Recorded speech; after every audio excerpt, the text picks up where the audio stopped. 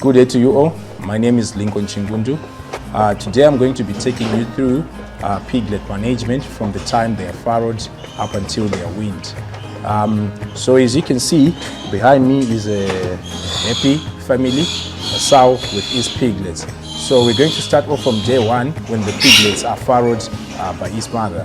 We should make sure that the piglets get the milk that is produced within the first 24 hours that he has colostrum in it. Colostrum helps boost the immune system of the piglets.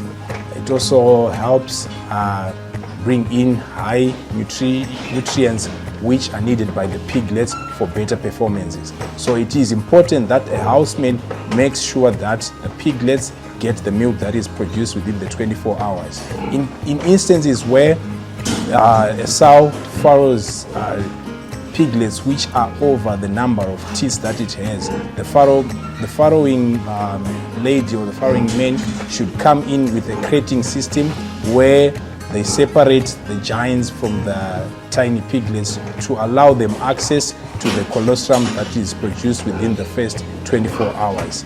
Moving on to day 3, we should make sure that our piglets get iron in the form of an injection, and then they also get coccidiosis preventative measures which are normally given orally. We would want to stress the piglets once off. So at day 3 we also come in with tail docking, and then we seal our tails with iodine and with potassium permanganate to prevent bacterial penetration. And we would also want to come in with identification for future record keeping. That's when we put our tags on our piglets so that they are in our records very well. At day 7, we would want to introduce creep meal to the piglet. As we all know, feed is one of the most critical aspects when it comes to pork quality. So creep is introduced at day 7 to the piglets, and it is best served in a creep nest area where the piglets only have access to that bowl of creep, and we want to make sure that the creep nest area is dry and warm for the piglets. Creep is given ad lib. By ad lib we mean that it should always be available in the bowl for the piglets to serve on creep. It's given from day 7 up until they reach 4 weeks of age. This is done so that we can achieve our weaning weight, which is 7 to 7.5 kgs at 4 weeks of age. Creep is a special diet which has high nutrients, and it is highly palatable, which assists the piglets when it comes to gut development, and also it has organic acids in it which helps reduce the cases of scours in the pens of the piglets. Creep meal, another advantage that it has is that it helps reduce burden on the sow by supporting the lactating sow, so that when it weans its piglet, it will be in a good body condition, so that it comes back on heat within 4 to 7 days after weaning. So soon after weaning our piglets, the sow is transferred into the service line where it's flushed with flush feed.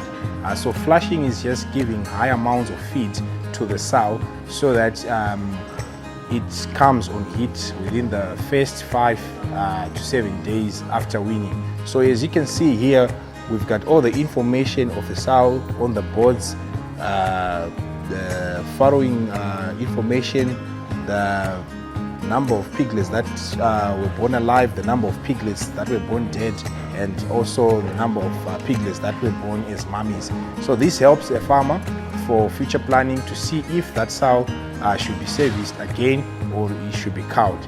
So within the first 5 to 7 days, we'll be giving our sows high amounts of sow and bone meal so as to encourage the sow to come back on heat.